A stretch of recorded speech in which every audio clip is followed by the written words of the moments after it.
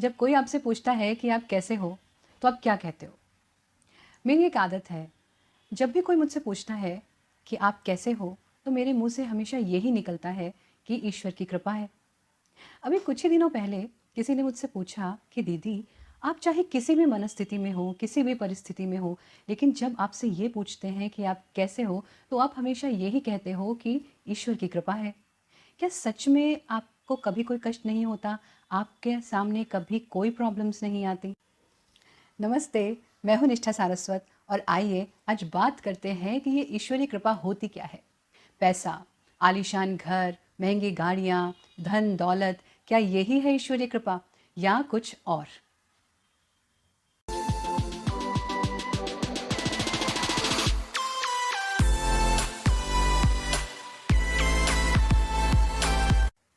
द्रौपदी के स्वयंवर में जाते वक्त श्री कृष्ण अर्जुन से कहते हैं कि हे पार्थ, तराजू पर पैर संभाल कर रखना, अपना संतुलन बनाकर रखना और तुम्हारा लक्ष्य मछली की आंख पर ही केंद्रित हो, इस बात का खास ख्याल रखना।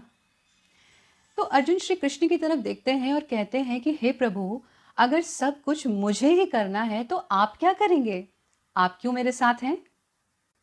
भगवान श्री कृष्ण हंसते हैं और हंसते हुए अर्जुन से कहते हैं कि हे पार्थ, जो तुमसे नहीं हो पाएगा वो मैं करूँगा। तो अर्जुन कहते हैं कि ऐसा क्या है जो मैं नहीं कर सकता? भगवान श्री कृष्ण फिर हंसते हैं और कहते हैं कि हे अर्जुन, उस अस्थिर विचलित पानी में जब तुम मछली की आंख पर निशाना साधोगे, उस समय उस अस्थिर पानी को स्थिर मैं रखूंगा।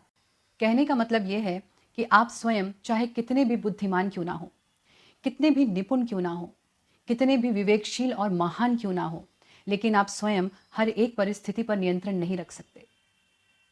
आप सिर्फ अपना प्रयास कर सकते हैं और वो प्रयास की भी एक सीमा होती है और उसके आगे की भी जो बागडोर संभालता है उसी का नाम ईश्वर है और उस पर यह अटूट विश्वास कि उसने ये बागडोर संभाली हुई है और वो हर पल आपके साथ है। ये है ईश्वरीय कृपा। पैसा, आलीशान घर, महंगी गाड़ियाँ, धन दौलत, ये सब ईश्वरीय कृपा नहीं है, क्योंकि ये सब तो आपने अपने कर्मों से बनाया है, अपने संचित कर्मों से बनाया है, आपके प्रारब्ध से आपको मिला है। तो फिर ईश्वरीय कृपा क्या है? हमारे जीवन की वो प्रॉब्लम्स, वो संकट, वो विपदाएं जो हमारी जानकारी के बिना ही खत्म हो जाती हैं, वो होती है ईश्वरीय कृपा। जब आप निराशा में डूबे हो, आपको कोई रास्ता समझ ना आ रहा हो, परिस्थिति से कैसे निकलें ये समझ ना आ रहा हो और सारी दुनिया आपका साथ छोड़ चुकी हो, उस समय जब कोई एक व्यक्ति आपके साथ आकर खड़ा हो और वो आपसे कहे मुझे तुम में विश्वास है, तुम आगे बढ़ो, और आप आगे बढ़ने की कोशिश करें, वो होती है ईश्वरीय कृपा। कभी कभी सफ़र के दौरान बहुत भीड़ भड़ाके में आपको धक्का लगे, आपका संतुलन बिगड़ जाए और आप गिरने वाले हों, लेकिन फिर भी आप बच जाएं, वो संतुलन ही है ईश्वरीय कृपा। जब एक समय का भोजन मिलना भी मुश्किल हो और आप भर पेट खाना खाएं, वो होती है ईश्वरीय कृपा। जब आप बिल्कुल हार मानने वाले हों, आपका दिल टूट चुका हो और तभी आपको एक आशा की किरण नजर आए और आपके मन से ये आवाज़ आए, यू कैन डू इट, हार नहीं माननी है, आगे बढ़ो, वो आवाज़ है ईश्वरीय कृपा। जब आप कामयाबी के शिखर पर हों, आपके पास खूब धन दौलत, पैसा, गाड़ी, ऐशो आराम सब कुछ हो और आपकी लाइफ एकदम फर्स्ट क्लास चल रही हो, उसमें भी आप ज़मीन से जुड़े रहें, आप ईश्वर को ना भूलें, आप अपने अच्छे कर्मों को ना भूलें और आप ईश्वर की इच्छा समझकर सब कार्य करते रहें, वो होती है ईश्वरीय कृपा। केवल धन, ऐश्वर्य और सफलता ही ईश्वरीय कृपा नहीं होती। जब ये सब कुछ आपके पास ना हो, उसके बावजूद भी आप अपने आप को संतुष्ट महसूस करें, आप अपने आप को धन्य महसूस करें, आप उसमें भी खुश रहें, ये होती है ईश्वरीय कृपा।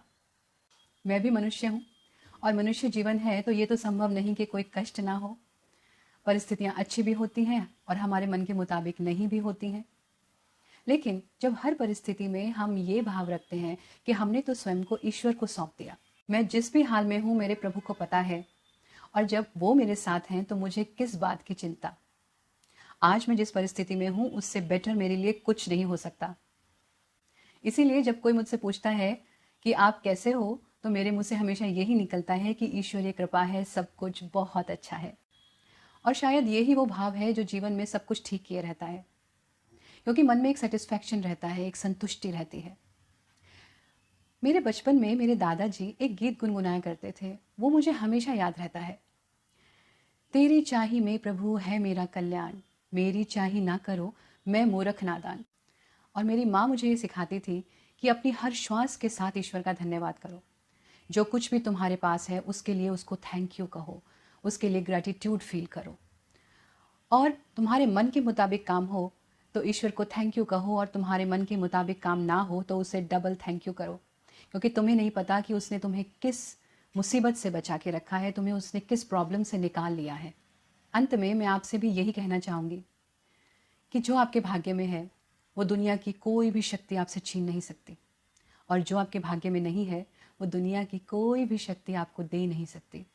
इसलिए कर्म ही कामधेनु और प्रार्थना ही पारसमणि है। तो ज़्यादा परेशान मत होइए, सब कुछ उस ईश्वर पर सौंप दीजिए और खुद बेफिक्र हो जाइए। जब ईश्वर आपके साथ है तो आपको क्या फिक्र, क्या चिंता, सब कुछ अपने आप हो जाएगा, आपके सारे कार्य बन जाएंगे, सब कुछ हो जाएगा। आप जिस परिस्थिति में हैं उससे बेटर कुछ हो ही नहीं सकता अगर आप अपने ईश्वर पर विश्वास रखते हैं तो। अगर आपको मेरी ये वीडियो पसंद आई है, मेरे ये विचार पसंद आए हैं, तो इस वीडियो को ज़्यादा से ज़्यादा लोगों से शेयर कीजिए ताकि सबके जीवन में पॉजिटिव बदलाव आ सके, हर कोई हर परिस्थिति को एक पॉजिटिव दृष्टिकोण से देख सके। मेरी इस वीडियोज़ को लाइक करने के लिए, शेयर करने के लिए बहुत बहुत धन्यवाद। आप सबका इतना अच्छा रिस्पॉन्स मुझे आ रहा है, इतने सारे क्वेश्चंस मेरे पास आ रहे हैं। यदि और भी कोई क्वेश्चंस हैं आपके पास मुझसे पूछने के लिए तो आप मुझसे पूछ सकते हैं। Thank you so much. Thanks for watching.